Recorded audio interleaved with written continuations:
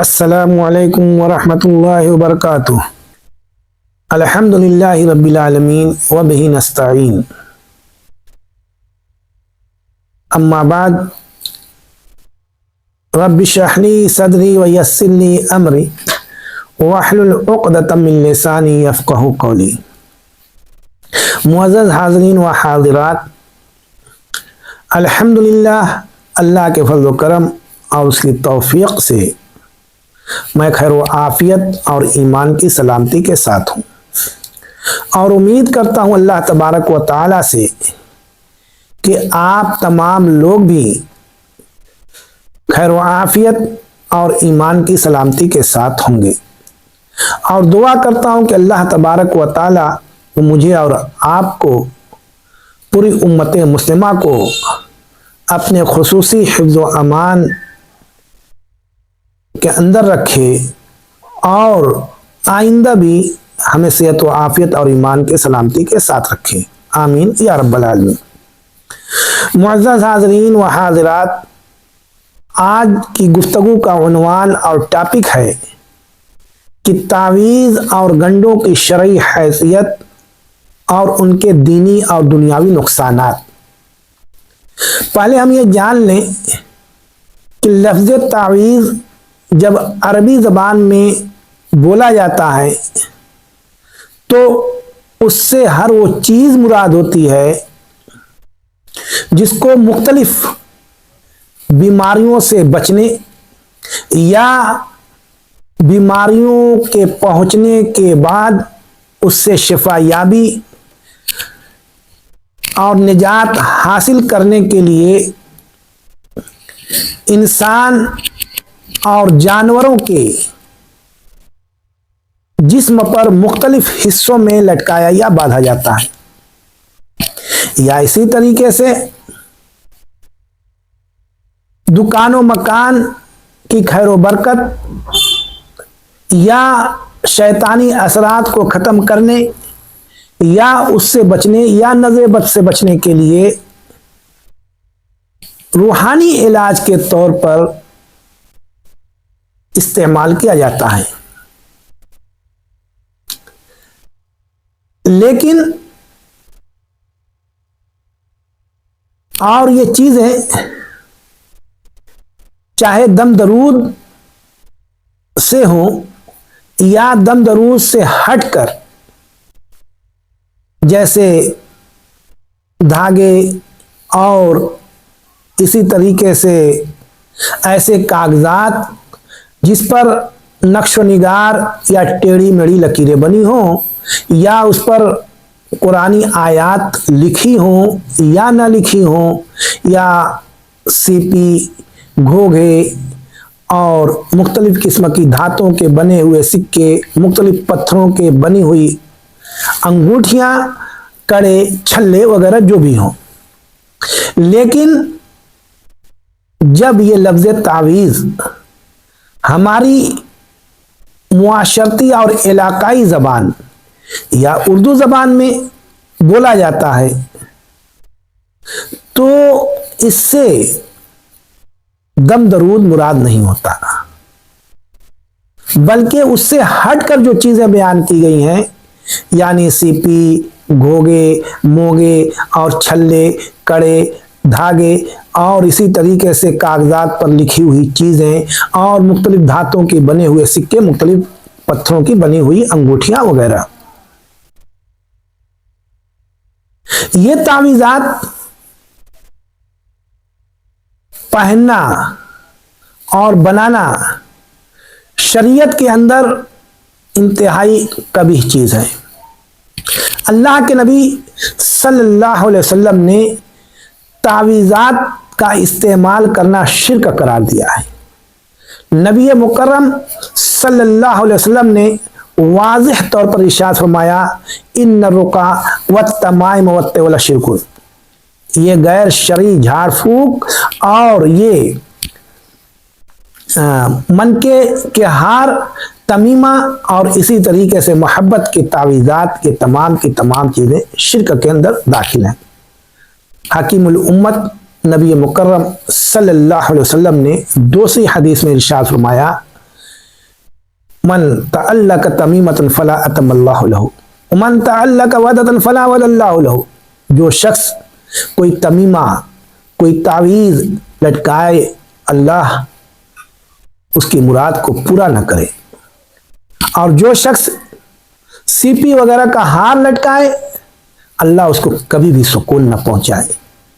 इस हदीस में नबी मुकर्रम सल्लल्लाहु अलैहि वसल्लम ने या तो तावीज़ और सीपी वगैरह के हार लटकाने वालों को बद्दुआ दी है, या नबी मुकर्रम सल्लल्लाहु अलैहि वसल्लम ने हकीकत वाक़या बयान किया है।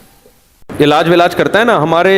अब क्या बताऊं, मेरी एक दफ़ा जब शादी हुई तो हमारे घर वाले तावीज़ वगैरह इस्तेमाल करते थे। मैंने बहुत सख्ती से मना किया, भाई ये इस्तेमाल नहीं करो। उन्होंने कहा नहीं जी, ये फलाने बुजुर्ग ने दिया है, इससे बड़े फ़ायदे होते हैं। मैंने कहा भाई नहीं करो, लेकिन ये चीज़ों की अजमत दिल से निकलती नहीं है। मैंने काट के फेंक दिया।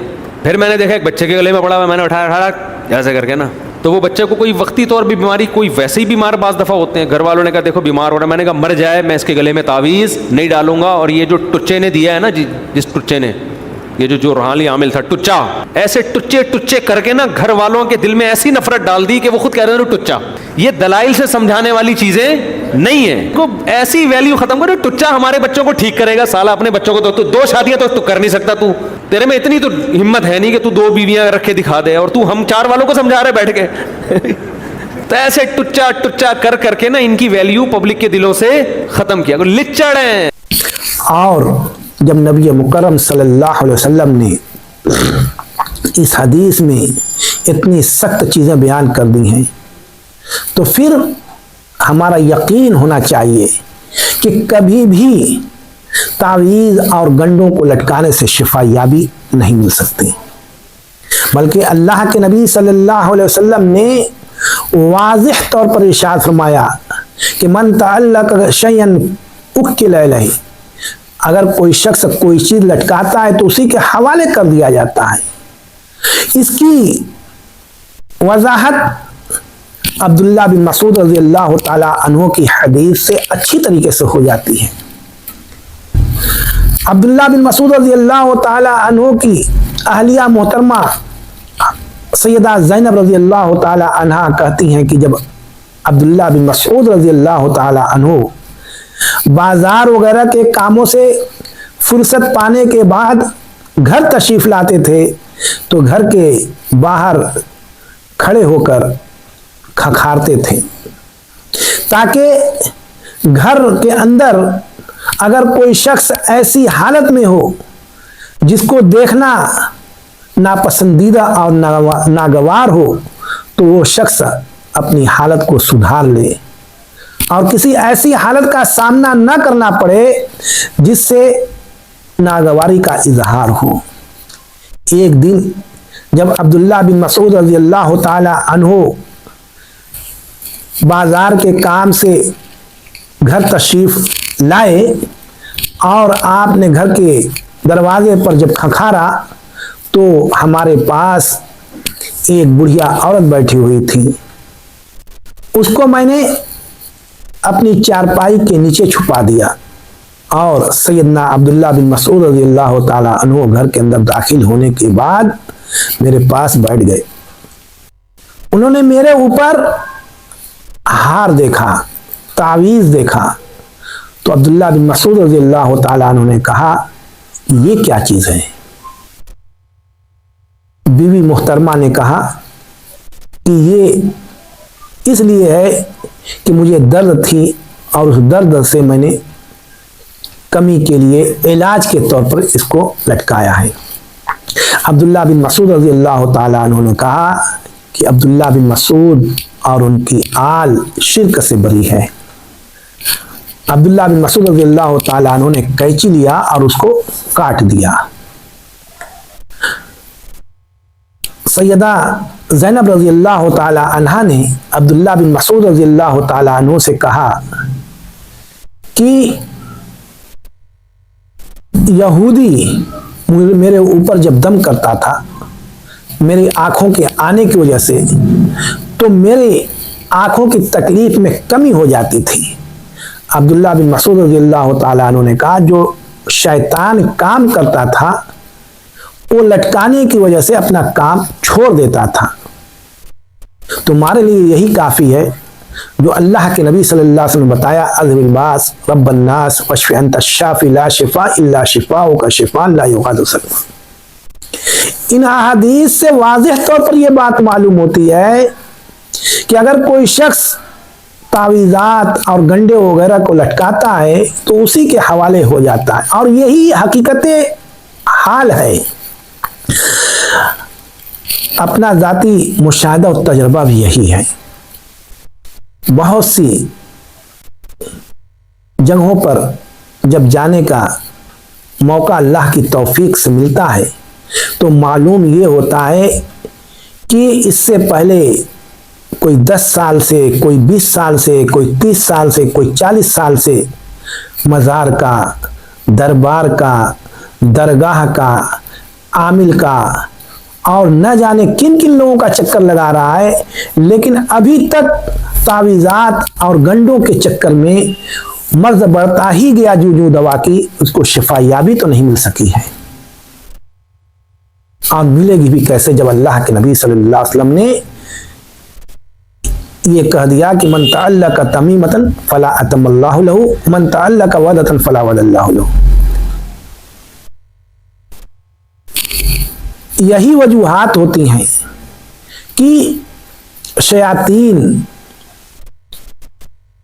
कभी भी नहीं चाहते कि कुरान से इलाज किया जाए।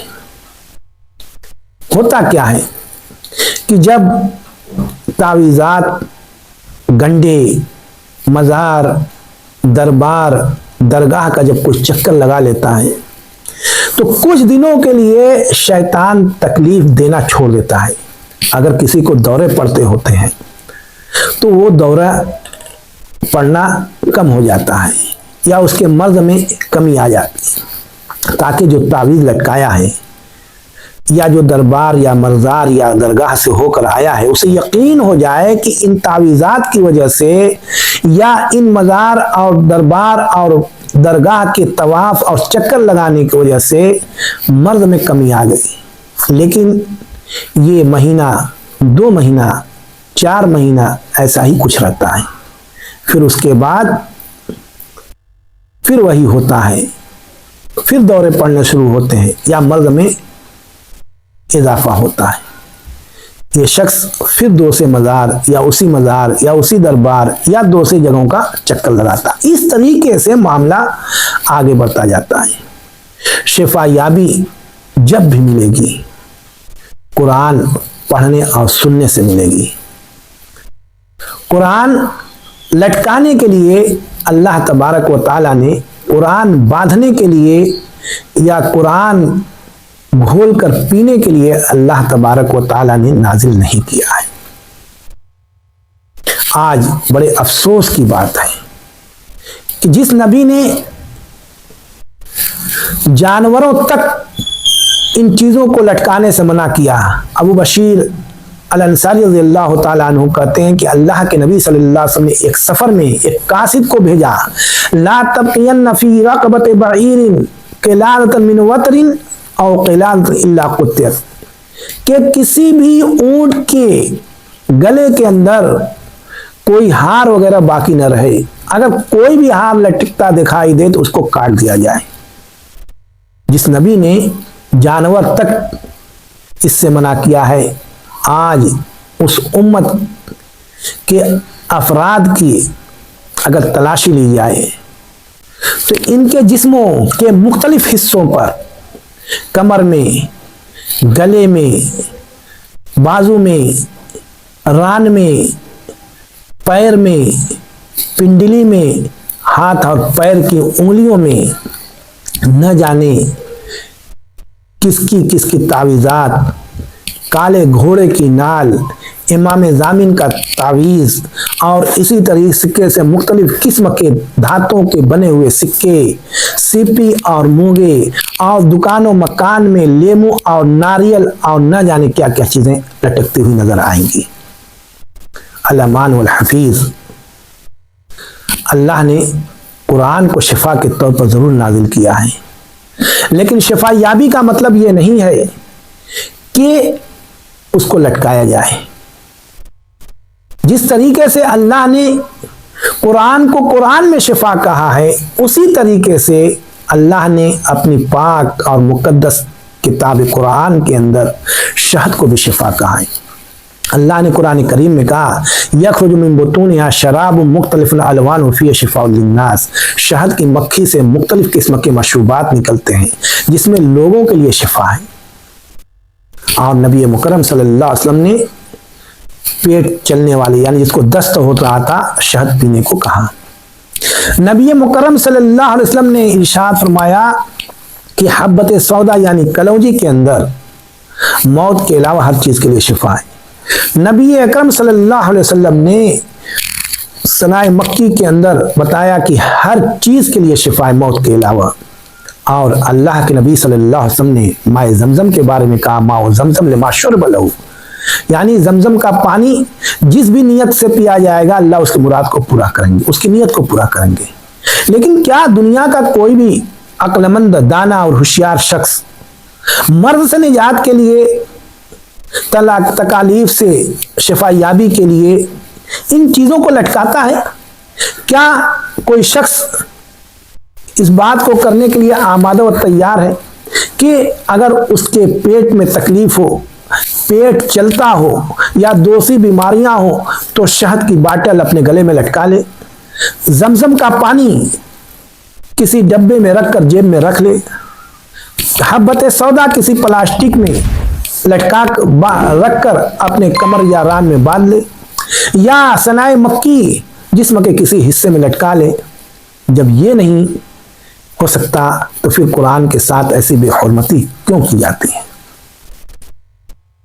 और अगर कोई शख्स लटका ले इन सब चीजों को, माए जमजम को, शहद को, हब्बत सौदा यानी कलौजी को, सनाए मक्की को, तो देखने वाला जब उससे पूछेगा कि ये क्या चीज है, क्यों लटकाए हो, अगर लटकाने वाला ये कहे कि मेरे पेट चल रहे हैं, मुझे लूज मोशन हो रहे हैं, मेरे दस्त हो रहे हैं, या इसी तरीके से मुझे फला बीमारी है, उससे शिफायाबी के लिए मैंने लटकाया है, तो फिर सामने वाला शख्स यही कहेगा कि तुम्हें पेट की बीमारी हो या ना हो, दोषी कोई तकलीफ हो या ना हो, लेकिन ये तो कन्फर्म मसला है कि तुम्हारे दिमाग की प्रॉब्लम है, तुम्हारे दिमाग में खलल वाक़ हो चुका है, तुम्हें जहनी बीमारियां लाहिक हो चुकी हैं, इसलिए तुम अपना इलाज आगरा या रांची जाकर पहले करा लो या किसी माहिर डॉक्टर से करा लो।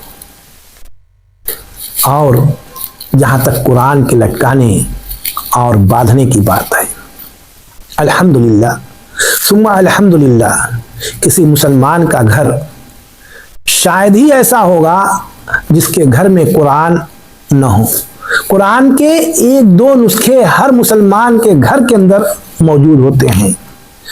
मसनून दुआओं की कई एक किताबें होती हैं। जब हमारे घरों के अंदर कुरान के नुस्खे मौजूद हैं, पूरा कुरान मौजूद है, मसनून दुआएं मौजूद हैं, और उसके बाद हमें इन सब चीज़ों से निजात नहीं मिल रही है, हम आफात और मसाइब में घिरे हुए हैं, तो फिर क्या कुरान की कोई एक तावीज़, एक आयत लिखकर लटकाने से ये बीमारियां खत्म हो जाएंगी?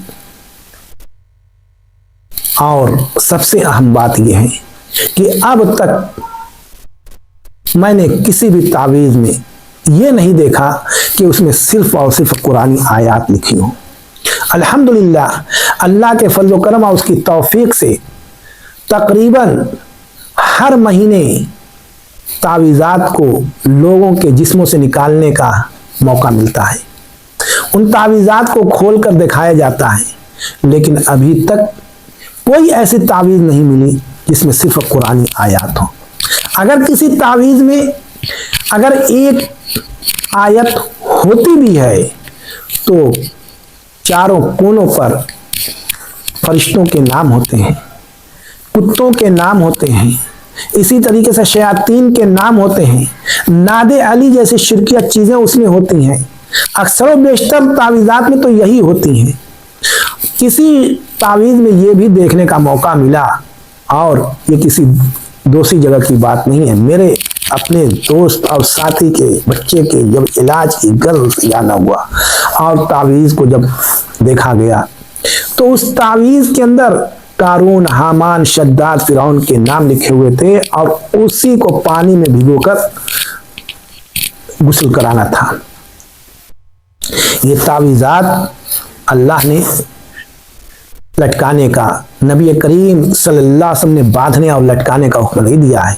अल्लाह के नबी सल्लल्लाहु अलैहि वसल्लम के ज़माने में भी कलम और इसी तरीके से कागजात और रोशनाइयाँ थीं।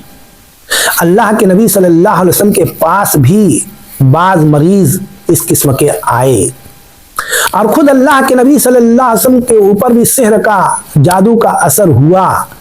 सैयदा उम्मुल मोमिनीन आयशा रज़ियल्लाहु ताला अन्हा के ऊपर जादू का असर हुआ। क्या कोई भी इस बात को बता सकता है कि अल्लाह के नबी सल्लल्लाहु अलैहि वसल्लम ने तावीज़ को लटकाया या बांधा या बांधने का हुक्म दिया? बल्कि अल्लाह के नबी सल्लल्लाहु अलैहि वसल्लम के ऊपर सैयदना जिब्रील अलैहिस्सलाम बिस्मिल्लाह अर्कीक मिन कुल्लि शैइन युज़ीक मिन शर्रि कुल्लि नफ्सिन अव ऐन हासिद अल्लाहु यशफीक बिस्मिल्लाह अर्कीक का रुकिया करते थे। मौज़तैन का नुज़ूल हुआ, सैयदना जिब्रील अलैहिस्सलाम लेकर ये नहीं आए कि ऐ मेरे प्यारे हबीब, अल्लाह तबारक व तआला ने ये तावीज़ दिया और आप इसको लटका लें। उसके बाद खुलफाए राशिदीन के ज़माने में भी इस तरह की कोई भी एक मिसाल नहीं मिल सकती। बड़े वसूख और बड़े चैलेंज के साथ ये बात कही जाती है। किसी भी एक ऐसी रिवायत में नहीं इसका सबूत मिलता जो बिल्कुल सहीहुल इस्नाद हो और मुतकल्लम फी रिवायत ना हो कि अल्लाह के नबी सल्लल्लाहु अलैहि वसल्लम ने तावीज़ात को लटकाने का हुक्म दिया हो या तावीज़ात को लिखने का हुक्म दिया हो या खुलफाए राशिदीन ने दिया हो। और सबसे बड़ी बात यह है कि अइम्मा अरबा, इमाम अबू हनीफा अलैहिर्रहमा, इमाम मालिक अलैहिर्रहमा, इमाम शाफी अलैहिर्रहमा, इमाम अहमद बिन हंबल रहमतुल्लाह अलैह ने भी न तो तावीज़ लिखने को दिया और न ही आपसे इन सब चीज़ों का सबूत इन लोगों से अगर है तो कोई भी सही सनद से साबित करे, चाहे ये तावीज़ात कुरानी हो या गैर कुरानी हो। बहर कैफ गैर कुरानी तावीज़ात तो बहरहाल शिर्क के अंदर है। कुरानी तावीज़ात को अगर शिर्क न कहा जाए तो बहरहाल नाजायज़ और हराम है और एहतियात का तकाजा यही है कि उससे भी मुकम्मल तौर पर इज्तनाब किया जाए। सबसे बड़ी बात यह है कि इन तावीज़ात को लटकाने और बांधने से बदअकीदगी के साथ साथ बदअमली भी आती है।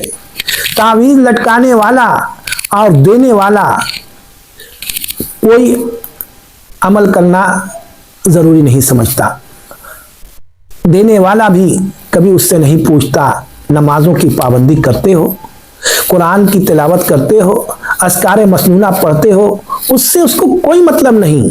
आया उसको तावीज़ या तो पहले से रेडीमेड हो या उसको लिख कर दी जाए, लेकिन उससे कोई मतलब नहीं कि तुम क्या करते हो, नशा करते हो, हराम चीज़ों से बचते हो या नहीं बचते हो। इन तावीज़ात से सिर्फ बदअकीदगी नहीं बल्कि बदअमली भी पैदा होती है, जैसा कि अपना ज़ाती मुशाहिदा है।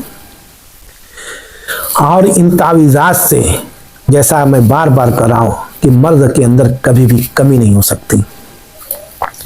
और जो शैतान का पहला हदफ, पहला टारगेट होता है कि अल्लाह के रास्ते से भटका दे, तौहीद से भटका दे।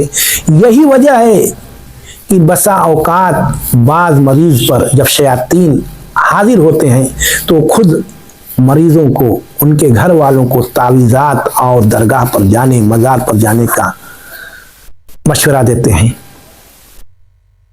कई एक ऐसे मुझे मौके मिले, कई एक ऐसे मरीज को मैंने देखा, अपने ही शहर का वाकया है। आज से 2 साल कबल मैं एक मरीज के घर जब इलाज करने गया तो घर में कुल 4 लोग थे और उन 4 लोगों पर 12 तावीज़ात, 1 दर्जन मुकम्मल तावीज़ात लटक रही थी। एक आदमी पर 3 तावीज़ थी। मैंने देखते ही कहा कि मेरे इलाज की यह शर्त है कि इन तावीज़ात को उतारना पड़ेगा और ये तावीज़ात भी यहाँ नहीं रहेंगे। मरीज़ा के ऊपर शैतान हाजिर था। उसने बिला ताखीर फौरन कहा मुझे आपसे इलाज नहीं कराना है। फिर कौन इलाज करेगा? जो मेरे फला मौलवी साहब हैं जो तावीज़ देते हैं वही मेरा इलाज करेंगे।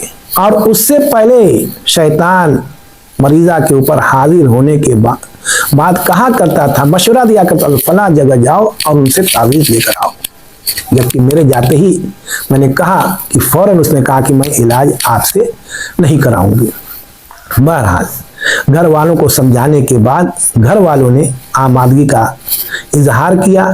अल्हम्दुलिल्लाह सुम्मा अल्हम्दुलिल्लाह, जब मैंने रुकिया कि अल्लाह के फजल उसके तौफीक से अल्लाह ने मुकम्मल शिफायाबी दिया और आज भी अल्हम्दुलिल्लाह वो मरीज़ मुकम्मल तौर पर शिफायाब है। अल्लाह आइंदा भी मुझे शिफायाब रखे। तावीज़ात के क्या नुकसानात हैं और उसका दुनिया में क्या नुकसान है, आखिरत में तो नुकसान ये है कि वो हमारी आखिरत बर्बाद हो जाएगी। शिर्क कि हम मुर्तकिब हो जाएंगे तो हमारा बहुत बड़ा मसला खड़ा हो जाएगा आखिरत में। लेकिन आखिरत के अलावा दुनिया में क्या नुकसान है? मऊ के शहर ही में मैं आज से 2 साल पहले एक जगह इलाज करने की गर्ज से गया। मुझसे पहले उस घर के अंदर किसी को कोई दिक्कत और प्रॉब्लम थी। वो इलाज की गर्ज से मऊ के ही एक मुआलिज के पास गए और वहां से 3 तावीज़ात मिली जिसे पानी में घोलकर पीना था। एक तावीज़ जब मरीज़ा ने इस्तेमाल किया तो मर्ज बढ़ता ही गया जूजू दवा की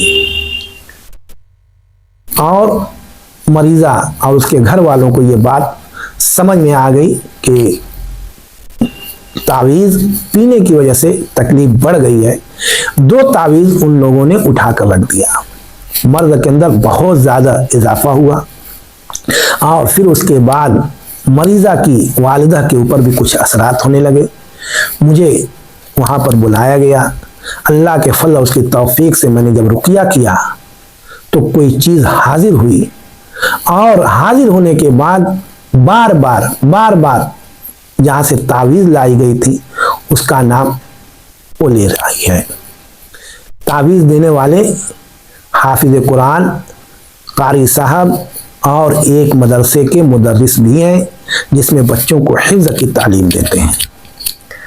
बहरकैफ मैं शैतान की बातों से मुत्तफिक नहीं हूँ। मैं नहीं कहता कि वो सच्चा है, लेकिन आगे की बात देखी जाए कि जब मैंने शदीद किस्म की कार्रवाई जब उस मरीज़ा पर किया, उसकी वालिदा पर किया, तो उनकी वालिदा ने जो 2 बची हुई तावीज़ रखी हुई थी, शैतान ने उसको इशारा किया।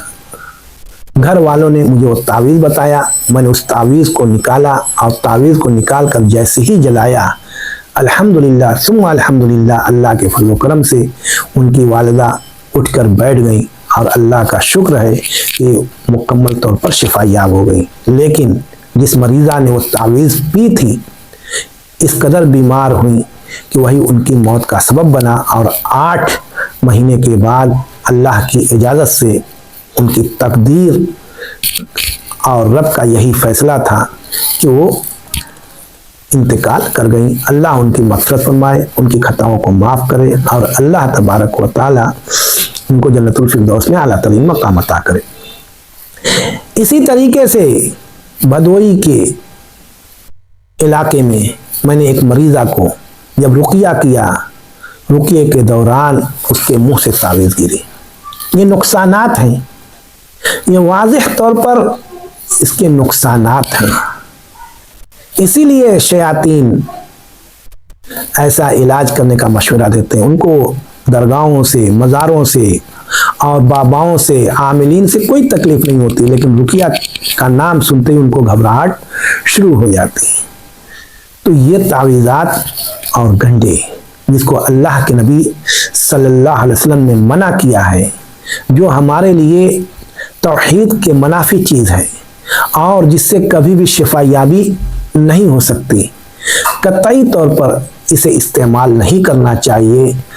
और हर हाल में कुरान और सुन्नत की तालीमात को अपनाने की कोशिश करनी चाहिए।